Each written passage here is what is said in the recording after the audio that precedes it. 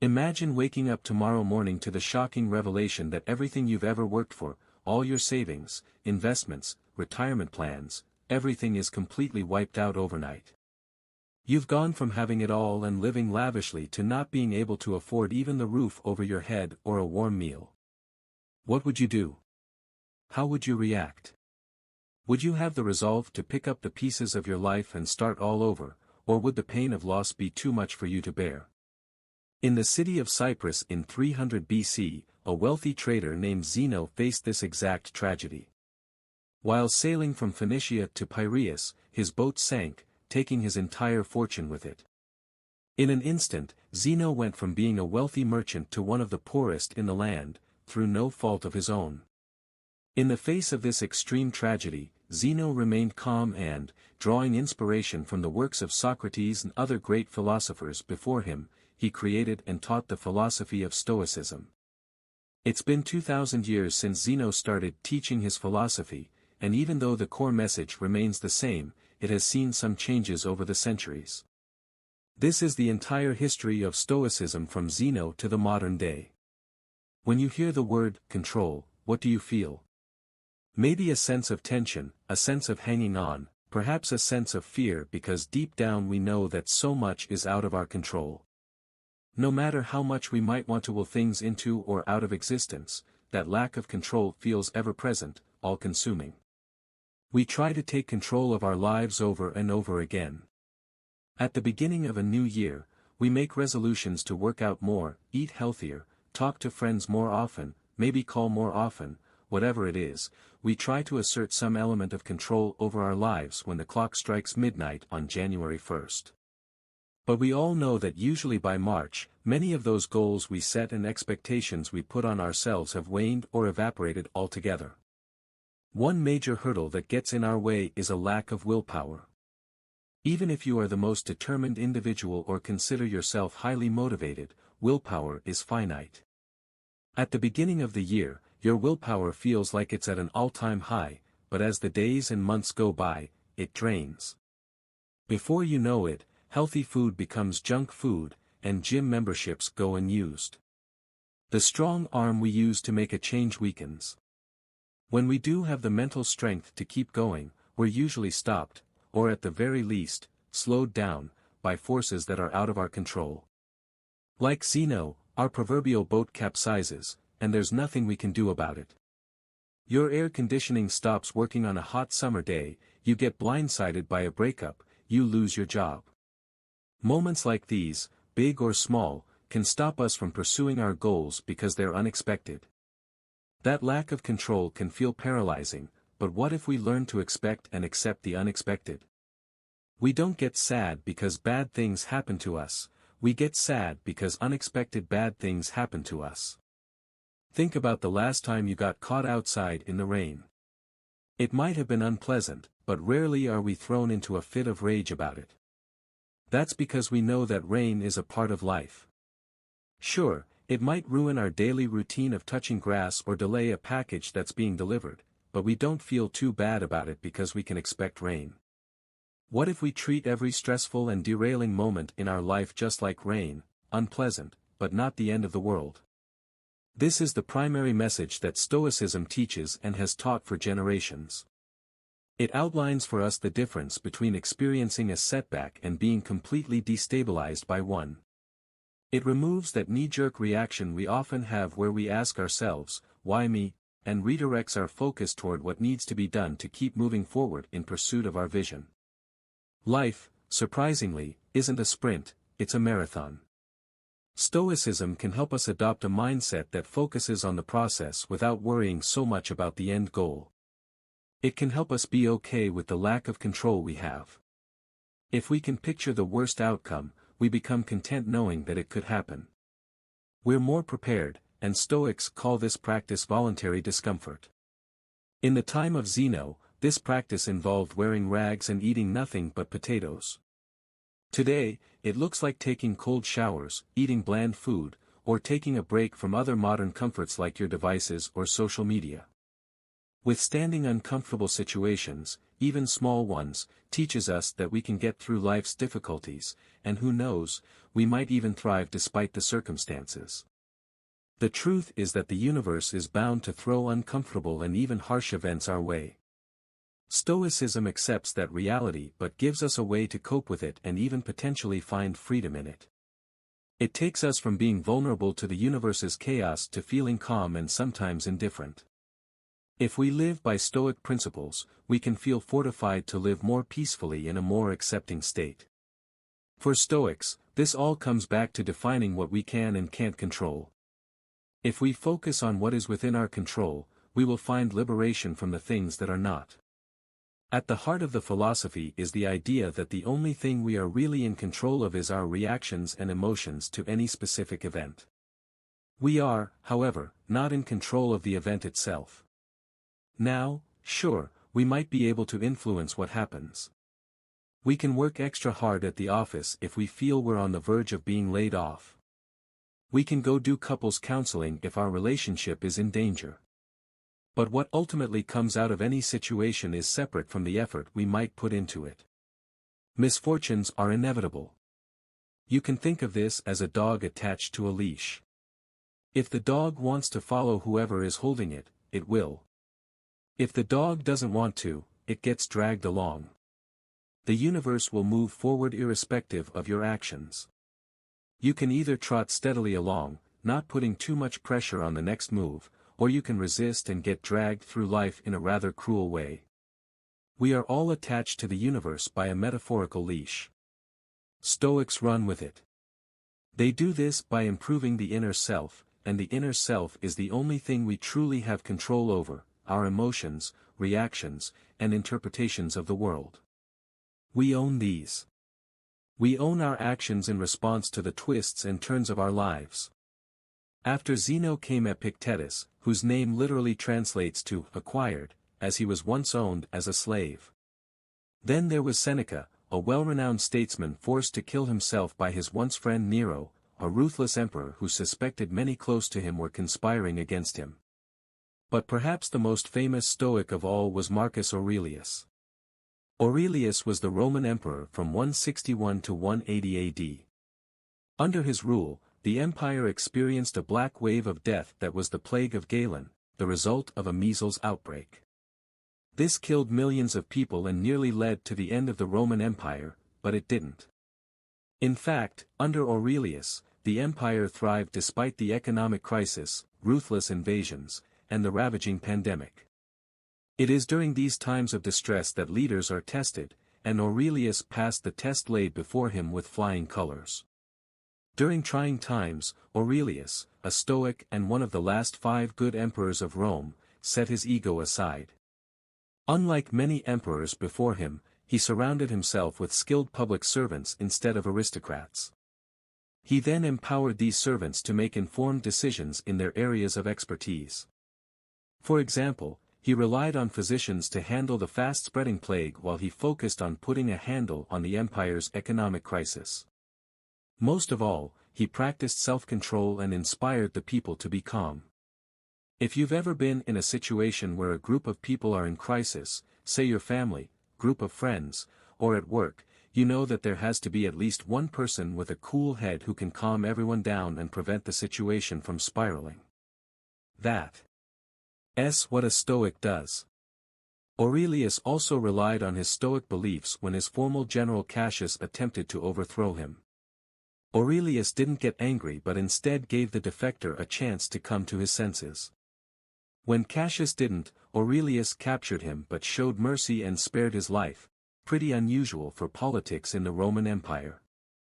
This same kind of restraint appeared centuries later when another famous Stoic, Nelson Mandela, was freed 27 years after being imprisoned following the end of apartheid in South Africa in 1990. Rather than prosecuting the officials who put him in jail after he became president a short time later, Mandela forgave them and pledged to help the country move on. No matter what era they came from, these students of Stoic philosophy didn't allow their emotions to guide their judgments. They calmed nervous citizens and relied on their principles as a guideline in the face of life's biggest challenges. From the Emperor of Rome to the President of South Africa, you know these individuals faced some pretty insane challenges. Aurelius's personal journals were compiled into a book called Meditations. This book offers some lasting insight into how to be wise in making decisions, remain just in our judgments, be brave in our actions, and be temperate in everything we do. It preaches a life of self-control, discipline, and modesty, and it's as relevant today as it was in ancient Rome. Aurelius, Mandela, and other Stoics throughout time have been guided by Stoicism's four main virtues: wisdom, courage, temperance, and justice. Wisdom is our ability to separate between what is internal and what is external. It's the skill of choosing the right reactions to whatever happens to you. You can think of wisdom as the space between what occurs and our response. Sometimes we get minutes, maybe even days, to think about how we'll react to something. Sometimes you only get a split second. Wisdom allows us to take control of ourselves during that period, no matter how long it lasts. Courage is how well we can persist and resist when obstacles get in our way. It's easy to give in to them, to think we're destined for destruction, but courage is what gets us through that negative mindset. Courage is the faith we foster in ourselves and others to keep going. We can stare straight into the eyes of the struggle and resist the urge to let it control us. Temperance is our ability to do more with less. How can we say more with fewer words? How can we have a greater impact with less effort and worry? We can also think of temperance as moderation. Stoicism teaches that the limit of our wealth should be what is essential and what is enough. To strive for mass riches or to live lavishly is contrary to the virtue of temperance. You'll never see a Stoic striving solely for money or power. You'll see them striving for equality. This leads us to justice, the most important Stoic principle in Aurelius's opinion, but also the hardest to adhere to. Justice tells us not to harm another because we're all born for each other. One needs to look no further than the ability of Aurelius or Mandela to not seek pain for those who cause pain to them.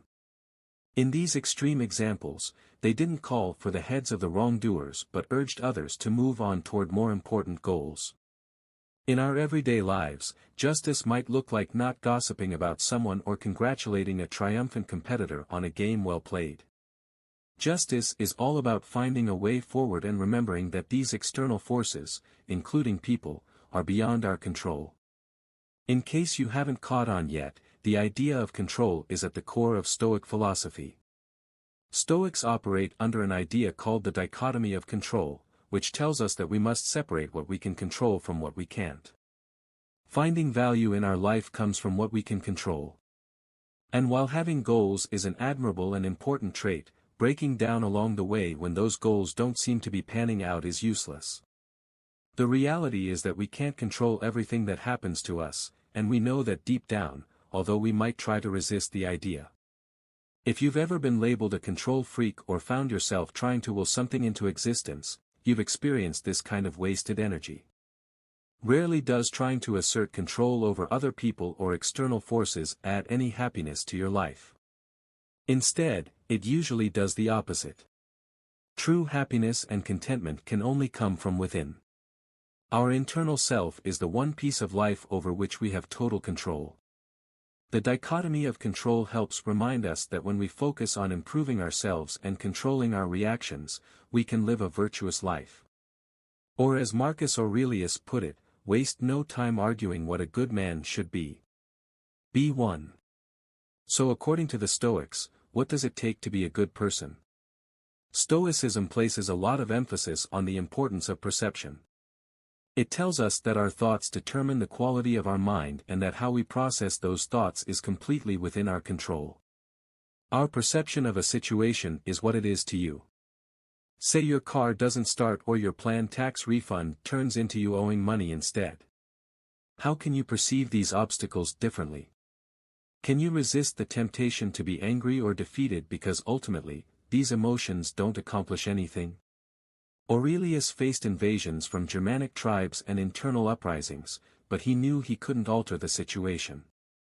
His power came from how he perceived these difficult events. He didn't view them as the end-all, be-all, He viewed them for what they were, obstacles he had to overcome. And he did. Aurelius also employed his Stoic principles to turn the other cheek to events and people. If somebody tried to kill you like Cassius did to Aurelius, it's easy to want them dead. A more realistic interpretation for your daily life could be thinking about somebody you know who doesn't like you. It's understandable to not like them back, but what does that accomplish? All it does is foster negative energy within you that can affect how you approach other areas of life. Instead, can we take a note from Aurelius and Mandela and approach them with compassion and forgiveness? The truth is that people will never meet our expectations. So instead of letting them evoke negative emotions from us, we can remember what is in our control, our perception of the situation and our reactions to it. This will allow us to view obstacles as opportunities.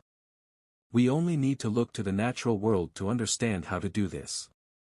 Nature takes obstacles, works around them, incorporates itself into them, and grows.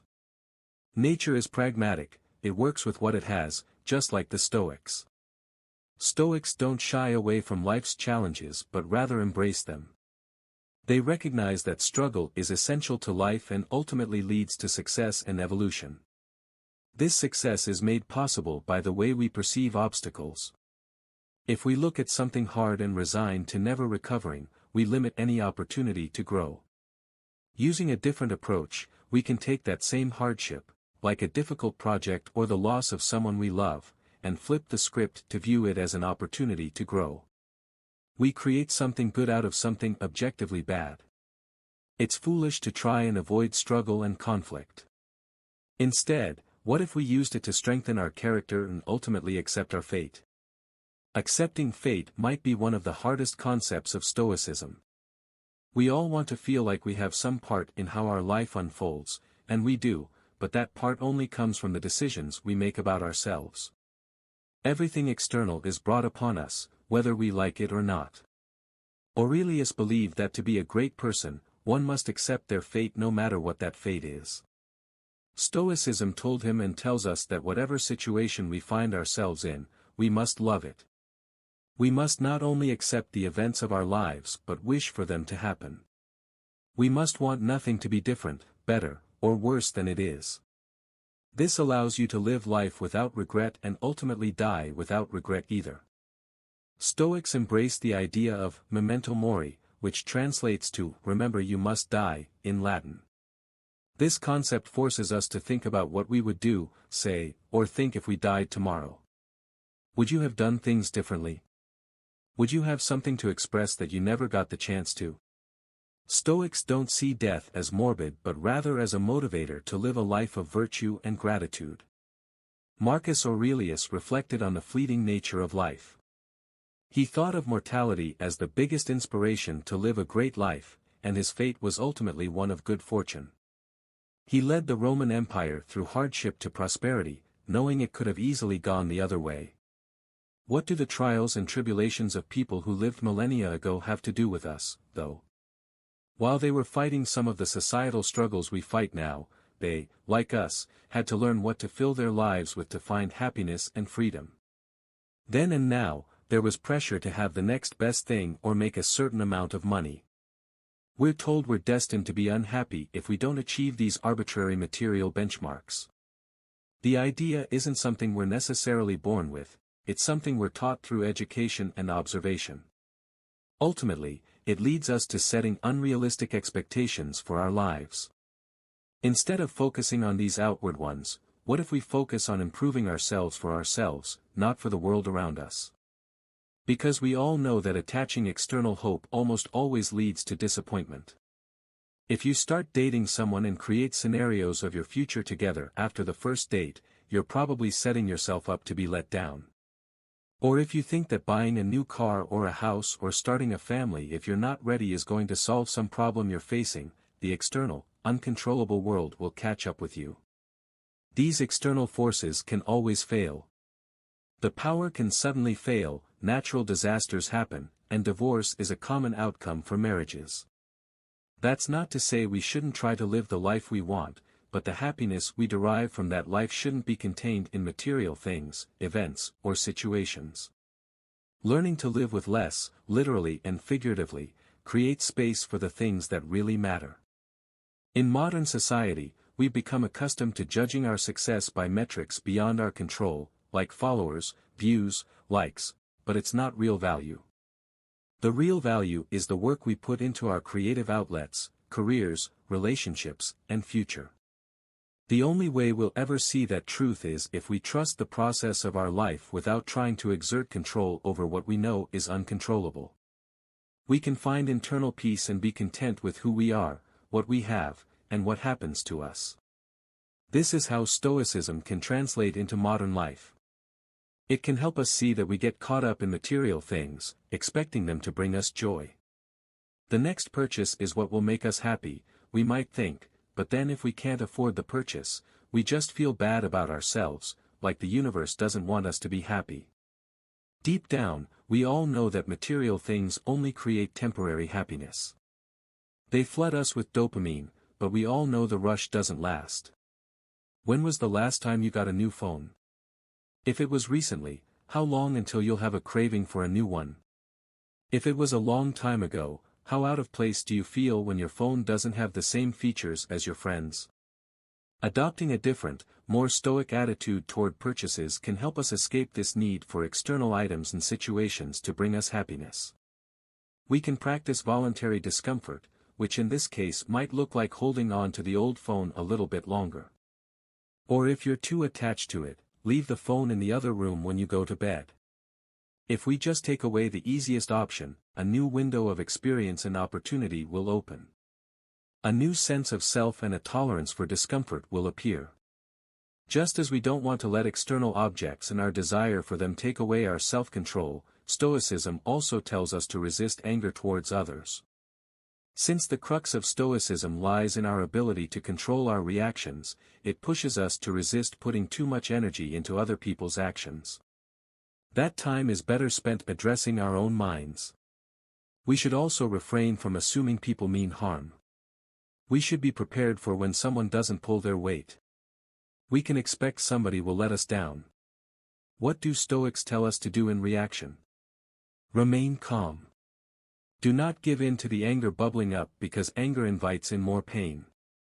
Instead of showing anger toward somebody, could we show them understanding they didn't expect to receive? This feels especially important to remember in our current divisive times. There's an ongoing culture war where both sides have an idea of what's right. If you take what's right out of the conversation, you just have a lot of anger floating around. Take social media as a prime example. There is no space for genuine persuasion or conversation in any comment section. It might be entertaining to drip into condescension towards someone you disagree with, but it would be even better if you could extend an olive branch. Suppose you could resist the need to mock somebody else, which only holds us as a society back. Remaining emotionally indifferent, as Stoics remind us, prepares us for the good and the bad things to happen. We can take responsibility for our actions and reactions but see that the solutions to the biggest problems are far out of reach for most of us. So worrying about them, placing weight on them, or letting them affect our mood just wastes energy. Perhaps one of the biggest conversations around Stoicism in our modern times is how Stoic principles can help us achieve success and ever-fleeting financial freedom. We come across many people who have the answers to all our financial problems. They say they're visionaries, and we might roll our eyes at the get-rich-quick schemes.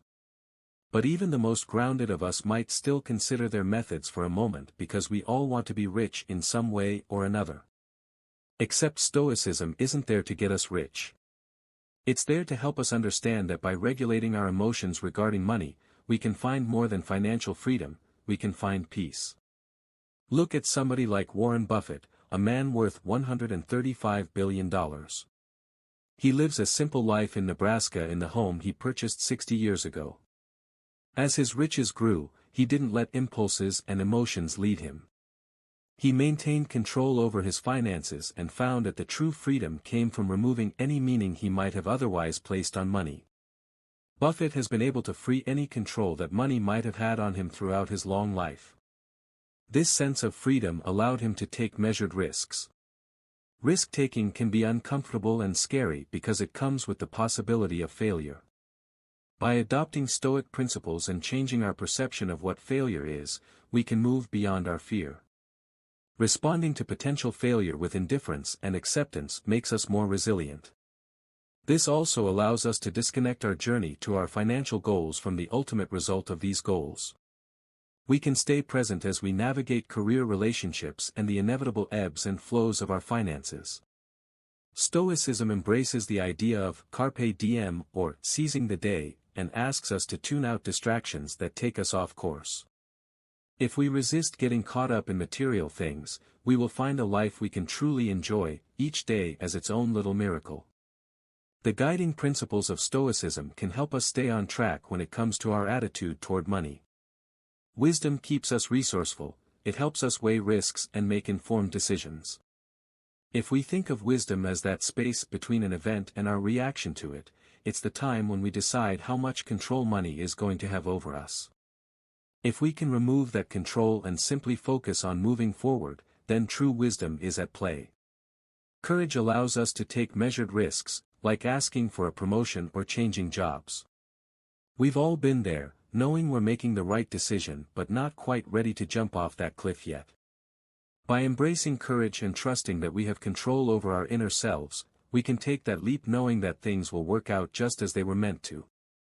Temperance is simple. It's practicing self-control when it comes to spending money.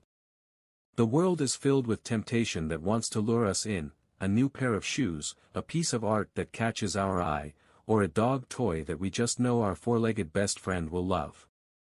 We live in a society that has placed so much value on material things that it can be almost impossible to resist, but Stoicism teaches us that we can live happier lives with less. Justice is how we pay it forward when we get good luck and our investments pay off. Many people forget this part of life. It's easy to get the promotion or see your bank account hit a certain number and ride off into the sunset. Stoics know that our attitudes and reactions can reverberate to those around us. If we don't take a moment to pay it forward when we experience success, we're missing the point of life. It's easy to feel emotional about money and equate our self-worth with how much money we have in the bank. The desire to be rich isn't going to make us richer, it's just going to make us unhappy. Freedom, according to Stoicism, isn't about wealth, objects, or achieving long-term goals. Freedom is about embracing what we can control and letting go of what we can't. We can't change world events, natural disasters, or politics, but we can evaluate our worth based on the effort we put into our lives. By embracing Stoic principles, we can find direction towards self-confidence in a way that might otherwise seem impossible. Instead of feeling cheated by life, we can reframe our mindset. That reframing can cascade into larger, more impactful changes down the line. Once we start training ourselves to focus on our internal self instead of the external world, which we have no control over, we can begin to live a life of acceptance. We won't cry over spilled milk. We'll learn to maintain composure, which in turn can calm those around us. Remember, though, deep diving into Stoicism isn't without its drawbacks. Stoic principles offer incredible guidance to become more measured, freer versions of ourselves, but when taken too far, they might lead to an emotionless life. Marcus Aurelius famously believed in remaining indifferent to any hardship that came before him, and that might have helped him remain calm and controlled. But is calm and controlled always the best way? Sometimes anger can be a great motivator.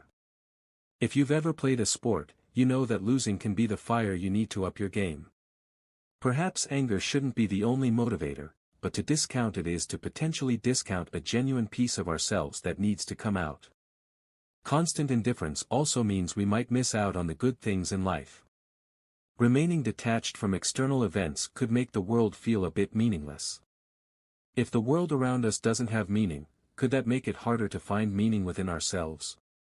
Stoic philosophy has persisted throughout history because it offers a framework to deal with the obstacles that every human faces. It's sage advice to possess, but it misses one important element of being a person: emotion is inevitable. Perhaps you can master the art of indifference, but is that staying true to who you are? If we are constantly in control of our reactions, we might never find moments of conflict that are imperative for growth. If we spend all our time focusing on how we perceive the world, we might be missing the world altogether. In the end, as with anything, moderation seems to be the key. We can take principles from Stoicism that can help us navigate life, but we can also remember that philosophies are malleable, they're not one size fits all. If you glean anything from Stoic principles, perhaps it's this: the goal is to feel free, the goal is to feel happy, and your journey to these feelings is unique. Enjoy it. One small change can last an eternity, and one small reframing of your mindset can cascade into larger and more impactful changes later down the line. The core of Stoicism is the very definition of acceptance and indifference. After reading the works of Socrates and other great philosophers, Zeno created and taught Stoicism. According to Zeno, although we don't have much control over what happens to us, we do have control over how it affects us, and we must use this control to great effect. Rather than crying over spilled milk, or, in this case, drowned goods, Zeno focused on maintaining his composure over the situation, remaining calm and neutral despite his predicament. Today, people inadvertently view Stoics as people who cannot be broken, people who don't often linger to the emotional extremes of fits of rage or bouts of anxiety. But the original idea behind Stoicism was much more than that. Rather than just a way to describe people who are unemotional, Stoicism was a way to view, describe, and understand the world. It was a way of life, and that way of life has lasted for centuries. Stoic philosophy can be applied to situations today the same way it was applied thousands of years ago, and its benefits are just as impactful. Stoicism allows us to process these negative emotions from negative experiences and turn them into thoughts that give us a unique perspective of the world. Perspective is everything, and everyone in the world has different experiences and thus different perspectives on things. Since the Stoics gathered, discussed, and taught philosophy in a public place, their general philosophy was widely known. They believed that Stoic principles could greatly benefit anyone and everyone, and so it didn't make sense for them to hide that knowledge behind the four walls of a school or the palace courtyards. As a result, everyone from slave to emperor could learn and become a Stoic. And they did. Some of the world's most notable Stoics include Epictetus, who was once owned as a slave, Seneca, a well-renowned statesman, and Marcus Aurelius, a Roman emperor and one of the most powerful men to have ever lived. The early Stoics practiced what they preached, avoiding all forms of segregation and leading the fight against inequality. They even invented the word cosmopolitan, which literally means citizen of the world. When people hear that word now, we think of cities like New York, Toronto, Dubai, and London because of how diverse they are. This was the type of unity and togetherness that the Stoics preached, even at a time when it wasn't popular. Women were allowed to freely learn about Stoicism and become Stoics themselves. So why do so many people adopt Stoicism as a way of life? In a world full of unexpected turns of events, our emotions can tend to get in the way of things. In reality, we don't really get sad because bad things happen to us, we get sad because unexpected bad things happen to us. Rain is a good thing. It helps to water our plants, provides water for livestock, and keeps the temperature cool and humid. But the truth is, when that dark cloud catches you outside without an umbrella, it's never a good experience. So why don't we start crying once it starts to rain? It's because, although the situation is bad, we've learned to expect rain. It's something that is unavoidable. We can't control the weather. Although it sucks, the rain passes, and the light returns. Stoicism teaches us that in the same way we should expect that everything bad that can happen will happen. Picture the worst outcome and be content knowing it could happen. One of the Stoic exercises is known as voluntary discomfort, an exercise aimed at increasing feelings of gratitude. Sleep on the floor of your kitchen, take cold showers when you normally take hot ones, eat nothing but potatoes for a few days, things like this. This exercise helps you understand that no matter how hard it gets, you'll still survive and potentially thrive if your mindset is right. By being able to withstand these uncomfortable situations, we indirectly prepare our minds for future misfortunes. With the current state of the world, where advertisements are constantly being shoved down our throats, we're made to believe that if we don't have the next best thing, look a certain way, or make a certain amount of money, we will never be happy. This message is more important now than ever. We enter the world not knowing much of anything. We grow up being taught things at home, in school, and by observing the world for ourselves. The thing is, a lot of times, all three of these sources of knowledge teach us in different ways. The question is, do we need to internalize all of this knowledge? If we do, we could unknowingly be setting unrealistic expectations for our lives, leaving us ultimately disappointed and unsatisfied. In the end, that's no way to live. We should instead focus on improving ourselves for ourselves. We should do things for ourselves and only for that reason. Attaching any external hope or secondary attachments to the actions we take almost always leads to disappointment. Most of the time, we end up trying to fulfill that emptiness with external things, blowing all your money on a fancy car, a house, or even starting a family. Sometimes we do all of these things for their external value and not their internal value, but Stoicism teaches that if you approach life this way, you place your happiness in the hands of external forces, forces that can always fail.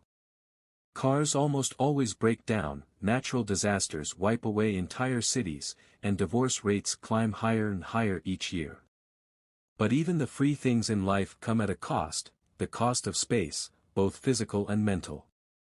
As Seneca once wrote, learning to live with less will create space in your life for the things that truly matter to you. Instead, we must place our happiness on our intrinsic value as humans and on nothing we have or can physically acquire. We must choose to do our best to keep a cool head regardless of what life throws at us because, regardless of what it is we want, at the end of the day, we don't have any control over the majority of things that happen to us. But we do have all the control over how we react to those things. That is the dichotomy of control, the most important principle in Stoic philosophy.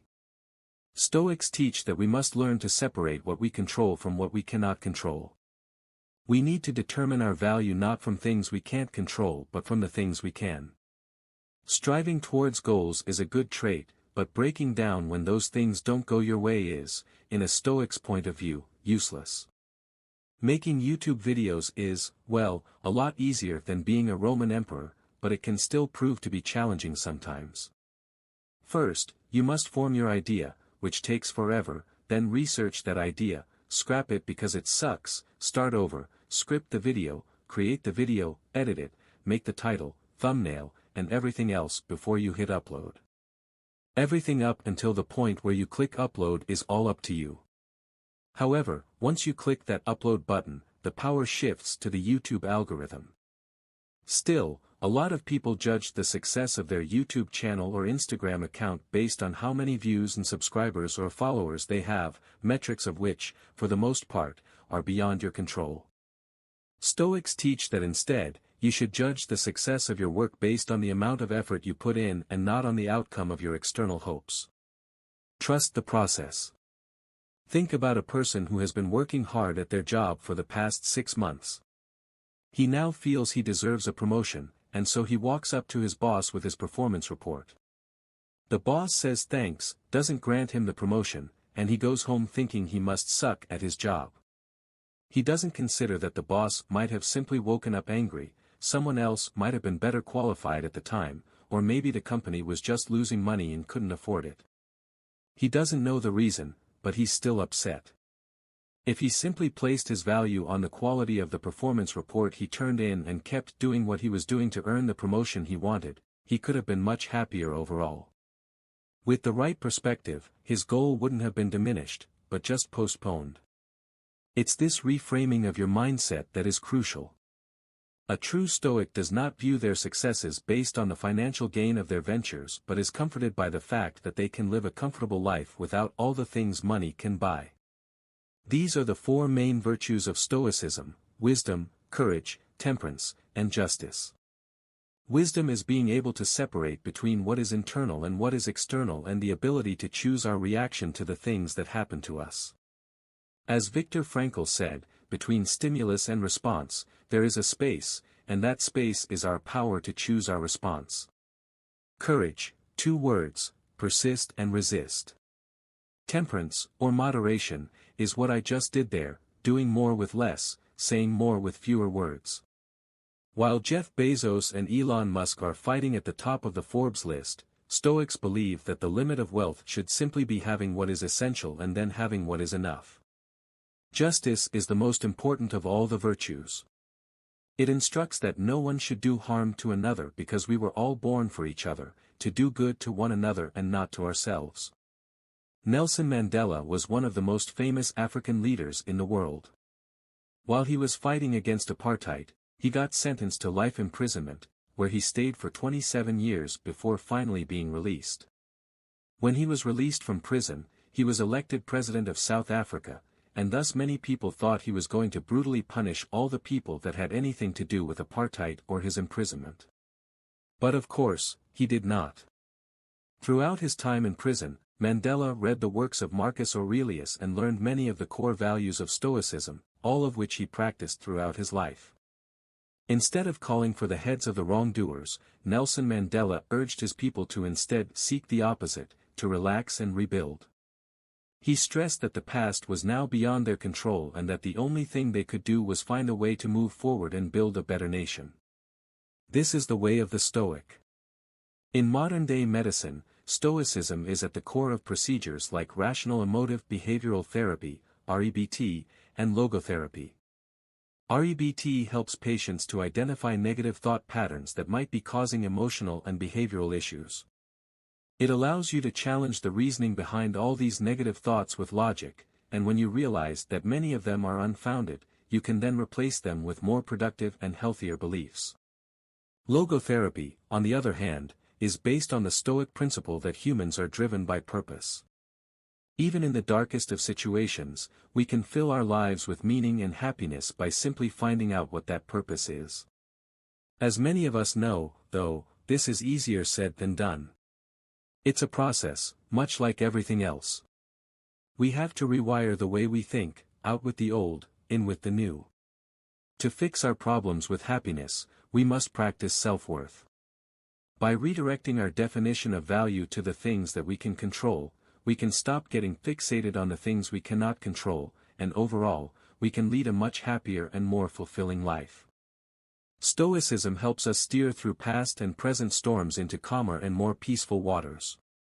And if our ship sinks and we all drown, we can take peace in the fact that we lived a good life, albeit not as long as we had hoped.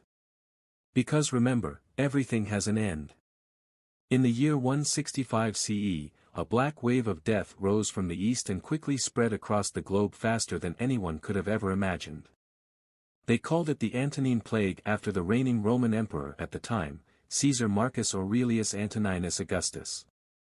Lasting throughout the time of his rule, this plague claimed upwards of 18 million lives and nearly destroyed the Roman Empire, an empire that entire armies could barely scathe.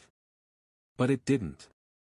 Under Marcus Aurelius's rule, the empire thrived despite the economic crisis, the numerous invasions, and the grueling pandemic. It is precisely during times of distress that true leaders are tested, and the Caesar rose to the occasion every single time. Aurelius was a philosopher before anything else, regarded as the last of the 5 good emperors of ancient Rome, a term coined by Niccolò Machiavelli in the 15th century. It was his Stoic philosophy that differentiated him from his predecessors. During the plague, he set his ego aside and broke the mold, surrounding himself with talented and experienced public servants instead of aristocrats and nobles. He listened to advice and empowered those around him to make decisions. He hired the best physicians to lead the battle against the disease-decimating Roman populations and to give him the opportunity to focus on the growing economic crisis. He cancelled debts, sold imperial effects and possessions, and confiscated capital from Rome's upper class to keep the economy afloat. At a time when fear infiltrated the empire, Marcus practiced self-control and inspired his people to remain calm. As if things couldn't get any worse, late in his reign, Marcus received news that an old friend and former general, Avidius Cassius, had staged a rebellion and declared himself Caesar in an attempt to overthrow him. Marcus's response was unusual considering the circumstances, but as disciplined and stoic as he was ever known to be. Instead of getting angry and immediately setting out to destroy the man that threatened the empire, his family, and his legacy, Marcus waited to give the defector a chance to come to his senses. When he did not, Marcus demanded that Cassius be captured but not killed. In true Stoic fashion, he said concerning the matter, "Forgive a man who has wronged one, to remain a friend to one who has transgressed friendship, to continue faithful to one who has broken faith." The last of the 5 good emperors was a student of Stoic philosophy. He was greatly influenced by the writings of Seneca and Epictetus, as evident from his personal reflections during campaigning and administration. He didn't get angry, he didn't allow his emotions to guide his judgments, and he didn't despise his enemy. He acted firmly and justly, a posture that calmed an already nervous empire in times of extreme tensions. Stoicism provided Marcus Aurelius with a guideline to use when facing the stresses of life, and as the leader of the most powerful empire in history, you know that his stressors were plenty. This guideline was compiled into Meditations, Marcus Aurelius's personal diaries. The private thoughts of the world's most powerful man, giving advice on how to be wise in our decisions, just in our judgments, brave in our actions, temperate in all of our doings, to practice self-control, discipline, and modesty. In short, Meditations is a timeless piece of Stoic philosophy that is as relevant today as it was in the ancient days of Rome. It is a guide to the key principles of Stoicism from the philosopher king himself. One of the most prominent principles of Stoicism that Marcus Aurelius continually reiterates in this piece of literature revolves around the dichotomy of control.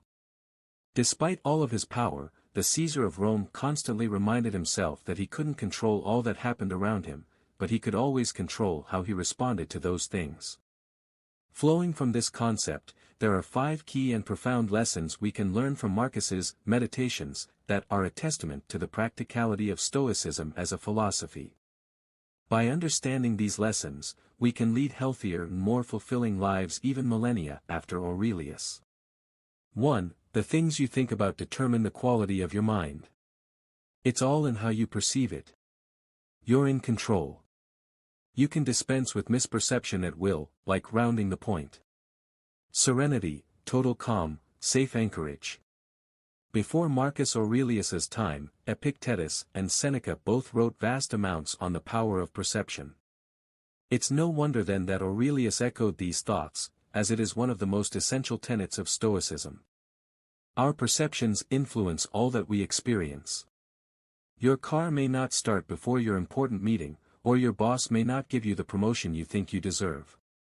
Just like Marcus had a choice when the plague hit, you also have a choice to make whenever you are facing a troubling situation.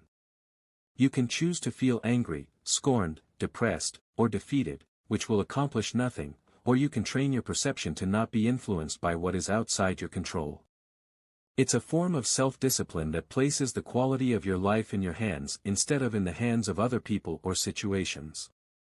Marcus's entire reign rested on this guiding principle. As a formidable leader, he understood the power he had and always separated his perceptions from his emotions. He faced invasions from Germanic tribes and internal uprisings within his kingdom, but he knew he could not alter these situations to his favor. His true power came from within, from how he perceived these grievous situations. So instead of reacting rashly, he didn't allow these horrible, negative effects to affect him. Instead, he seized his own mind and was able to make just decisions that were void of any emotional attachment, even in the face of the most troubling situations. 2. To refrain from imitation is the best revenge. When someone despises us, the easy thing to do is to despise them back. But what would that accomplish? When dealing with Cassius's rebellion, it would have been easy for Marcus to order his troops to seize and brutally murder him for his insurgents, to use him as a message to all who dare attempt to take his crown. Instead, he was compassionate and chose to forgive him. People will never meet our expectations, so instead of letting their behavior evoke our emotions, it's more prudent to resort back to what is in our control, which is being virtuous, a better Stoic, and a better human. 3. Just as nature takes every obstacle, every impediment, and works around it, turns it to its purposes, incorporates it into itself, so too a rational being can turn each setback into raw material and use it to achieve its goal. Before anything, the Stoics were realists. They understood life's challenges, but instead of shying away from them, they embraced them. The truth is that struggle is an essential part of life. It builds character, develops resilience, and ultimately leads to success. Again, this principle is centered around perception. We can either perceive an obstacle as a hindrance to our progress, a knockout punch that we'll never be able to recover from, or a virtue, a test of our ability to respond to adversity. It would be foolish to go through life avoiding struggle and conflict. Instead, we should welcome them as an opportunity to strengthen our character. The obstacle is never in the way, the obstacle is the way. 4. Accept the things to which fate binds you, and love the people with whom fate brings you together, but do so with all your heart. Marcus Aurelius believed that the formula for human greatness is to accept our fate, no matter what it is. This notion is deeply rooted in Stoic philosophy. Whatever happens to you, you must love it, for it is your fate. Epictetus faced countless adversities throughout his life but still embraced his destiny without complaining. He was tortured by a master who twisted his leg and broke it, permanently crippling him. Instead of spending the rest of his life feeling remorseful for himself, Epictetus took control of his mind instead and said, "Do not seek for things to happen the way you want them to, rather, wish that what happens happens the way it happens. Then you will be happy." The true testament to being a Stoic is wanting nothing to be different, not better or worse. The strength of a person is in accepting what the universe has in store for you and not resisting it. 5. You could leave life right now. Let that determine what you do and say and think. No one understood their destiny and loved their fate more than Seneca. In 59 CE, Rome was ruled by an insecure and unjust emperor, Nero. He was an uncaring dictator who spared no one from his wrath, including his own mother and sister. After a failed attempt on his life, Nero gathered all the suspected conspirators and either banished or executed them. Seneca was wrongly accused as being one of those plotting against Nero's life, and even though he had served as his leading advisor, Nero did not spare him and ordered him to take his own life. Instead of fighting the hand that fate dealt him, Seneca not only accepted his fate but was stoic to the final moment of his existence. As he famously said, "What need is there to weep over parts of life when the whole of it calls for tears?" Seneca then cut the veins in his arms and bled to death. Despite being one of the most powerful men in the world, Marcus Aurelius reflected on the fleetness of his life. Anyone in his position could very easily get drunk on power, but he reminded himself all the time of those who have come and gone, who have left behind nothing of the power they ever so greedily accumulated throughout their lives. In Meditations, Marcus thinks of mortality as an inspiration to live his best life and let go of trivial things. He did not see death as morbid but rather as a motivator to live a life of virtue and gratitude for the time we have. Marcus Aurelius led a Roman Empire that went through both hardship and prosperity. He was criticized and praised, loved and hated, but through it all, he always reminded himself of the teachings of Stoicism and the dichotomy of control. There are things in our control and others that are not. Which ones will you focus on? If we can learn to emulate Marcus's lessons by mastering our perceptions, accepting others for who they are, embracing the inevitable challenges as an opportunity for growth, loving our fate, and finally accepting our mortality, then we can truly live a virtuous life, just like that of the philosopher King himself. Waste no time arguing what a good man should be. Be one. We're all pretty used to rain. We're either prepared for it with an umbrella or raincoat, or just get wet. Rarely does it genuinely upset us. But what about when it rains for days and the streets flood so you can't go outside? Or when you realize you can't afford the interest rate on that home you want to purchase? How do you react when your investments plummet in value or you're laid off without severance? These are genuine modern problems that plague us at every turn, problems that haunt our nights with nightmares and fill our days with despair. But it doesn't have to be this way. We can learn to remain grounded despite all the problems plaguing our society today. This is how to become Stoic in the modern world. Stoicism is, of course, an ancient Greek philosophy that aims to take us from being vulnerable to the chaotic nature of the universe to being calm and indifferent to it. It's a way to fortify yourself for lasting peace of mind. But as with every practice that involves changing your attitude or disposition, work is involved, and often sacrifice. The Stoics' work is to recognize what's in our control and what isn't. The only thing in our control is our reaction to what happens, not the event itself. Obviously, we can influence what happens, but nothing is entirely in our control. Misfortunes are unpredictable and often inevitable. The Stoic philosopher Zeno of Citium used an analogy of a dog being tied to a cart to clarify the Stoic position. When a dog is tied to a cart, if it wants to follow, it is pulled and follows, making its spontaneous act coincide with necessity. But if the dog doesn't follow, it'll be compelled. So it is with men too. Even if they don't want to, they will be compelled to follow what is destined. The cart represents anything beyond our control, all the various happenings of the universe. A leash attaches us to this universe. Our options are to run with it or to resist and be dragged. To become Stoic is to run with the cart. Imagine you're at work, and your supervisor informs you that the espresso machine you rely on is being removed. Your free daily coffee is suddenly gone. For most of us, this would be pretty devastating. Your reaction here is what's up to you. You have no control over whether the machine is there or not. You can either run with the cart by accepting that the change is beyond your control or wallow in the misery of no more free coffee. You can be dragged. The ultimate goal is to improve upon your inner self, as relying on external things for happiness leaves you at the mercy of a turbulent universe, a universe that is outside your control. Stoic philosophers subscribe to a semi-deterministic worldview or compatibilism. Everything that happens has a cause, but sometimes we can't control that cause, only the action we take. For example, we can choose to not give in to an impulse to eat cake, but the existence of that impulse is beyond our control.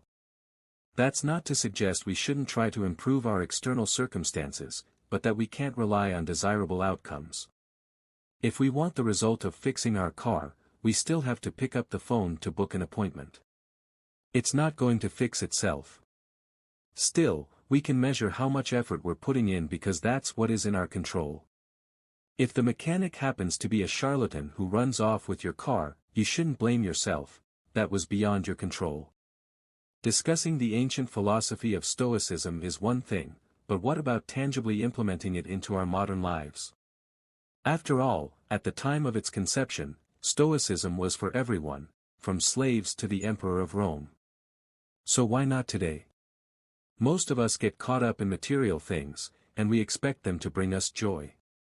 We tell ourselves that the next purchase is what will finally make us happy, a new car, the latest smartphone, the expensive watch.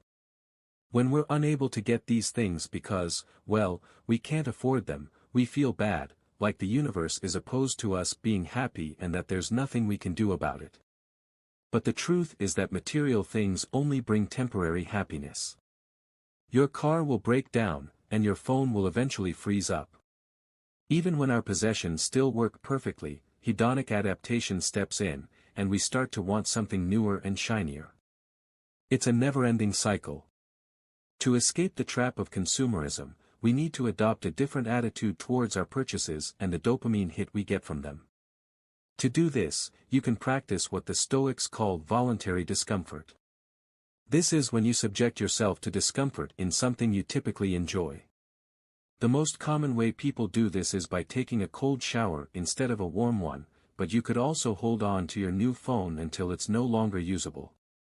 Suffer through the cracks and lags and let each new phone launch pass you by.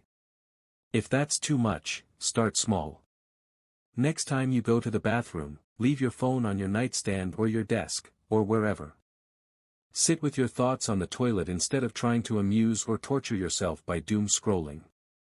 Driving somewhere on a hot day. Roll up the windows and drive with the AC off, or better yet, walk. Marcus Aurelius, Emperor of Rome, was a practitioner of Stoic philosophy. He ruled the empire from 161 CE until his death in 180 CE and was widely considered a great philosopher king, although that may be a historical exaggeration. As a leader, he wrote down his Stoic-influenced meditations, likely as a way of assuring himself while handling significant responsibilities. They were intended for his own use and not meant to be published widely, but fortunately, we have access to them today. The collection is called Meditations, also called The Inner Citadel.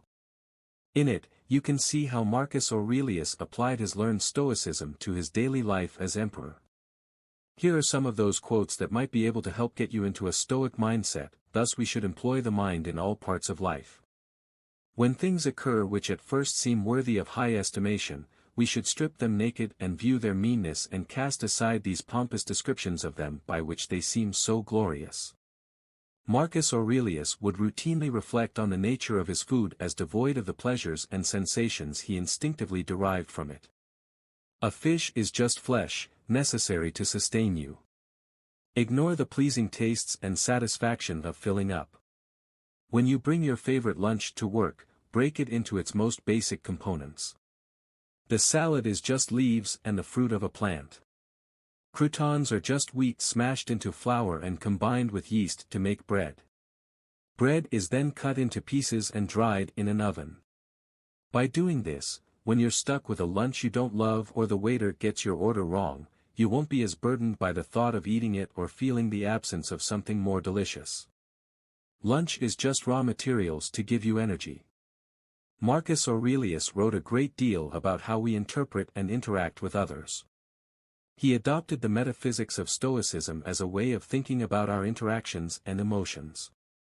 For Stoic philosophers, the universe is made from an intelligent design. Humans too are part of that same intelligence. It doesn't make sense to hate the same intelligence in another because it's the same intelligence in you. It's similar to the Hindu concept of Brahman, the deity that permeates everything. I can't be angry at my kinsmen or hate them. We were naturally formed for mutual assistance, as the 2 feet, the hands, the eyelids, and the upper and lower rows of the teeth. Opposition to each other is contrary to nature, all anger and aversion is in opposition. We may think of ourselves as in competition with others. We compete for better grades at school and put down others to get a leadership role at a company, but that's a surefire way to live a life of envy and malice. If you see everyone as part of the same intelligence, trying to put others below you would be foolish. You are the same, and treating others as lesser is contrary to nature. Seldom are any found unhappy for not observing the motions and intentions in the souls of others, but such as observe not well the emotions of their own souls or their affections must necessarily be unhappy. This reminds us to focus on what is in our control, our attitude. Trying to analyze others will often lead to misery. We spend too long considering why people behave the way they do in a state of resentment. We question their motives and success. Most of us know someone who can't stop complaining or gossiping about others at their job. They're obsessed with what their coworkers have and never seem particularly happy. Their time would probably be better spent addressing their own mind, as the minds of others are outside of their control. Let us, as I said, be on our guard without suspicion or enmity. Aurelius is cautioning himself to be prepared for any attack or betrayal while at the same time not presuming that others have bad intentions. Again, we shouldn't dwell too much on the intentions of others, but we shouldn't blindly assume that no one will mean harm. As any experienced student knows, when working with peers on a group project, be prepared for someone to not pull their weight. At the same time, though, you should never assume and judge that someone won't. You can needlessly cause dysfunction in the group while allowing others to occupy too much of your mind. But seriously, if you're working with 3 others, 1 or more of them statistically won't do their fair share. Be prepared for it, but without suspicion or hostility. When you are angry at the mistakes and wrong actions of men, for all are carried toward what appears to them their proper good, but say you, it is not their proper good, well, instruct them then and teach them better, and don't be angry with them. Basically, we can disagree with others, knowing with near certainty that we're right, but getting angry with them invites more pain and is an ineffective mode of persuasion. They have what they think is the right way in mind, so we shouldn't think poorly of them. We should try to educate them rather than show our frustration. This quote from Aurelius speaks to the ongoing culture war. Both sides have an idea of what's right and allow themselves to get angry and insult the other party. This isn't to suggest that both sides are correct, but that especially on social media nowadays, genuine attempts at persuasion have taken a back seat. There are plenty of attempts to educate in the culture war, but they often come dripping with condescension and likely serve a purpose other than genuine persuasion. They seem more about scoring likes, shares, and validation from existing believers than extending an olive branch. If we treated others like parts of an intelligent design, we wouldn't feel the need to mock them. We would try to help them see the right way forward. With these mental tools, Stoicism can guide you through the pain of life so that you face it with a temperament people would describe as stoic. Regardless of what the universe has in store, your goal is to remain emotionally indifferent. You have reinforced your inner citadel and are prepared for both good and bad fortune. Now, Stoicism isn't a philosophy to take ourselves off the hook for the problems we can influence, but it does acknowledge that so much is beyond our individual control. We can only judge ourselves based on our effort. If we consider the world's biggest problems, the solutions are far out of reach for the average person. We can only do our part, make moves where we can, and judge our efforts. We can only change what is in our control. If you're wondering why bother with any of this when the universe itself doesn't make sense, click the video on your screen right now to understand the philosophy of absurdism. Life is meaningless, but that's precisely why it's worth living. Thank you for watching. If you enjoyed this video, don't forget to like, comment, and subscribe to our channel. Share this with someone who could use a little Stoic wisdom in their life. And as always, stay stoic.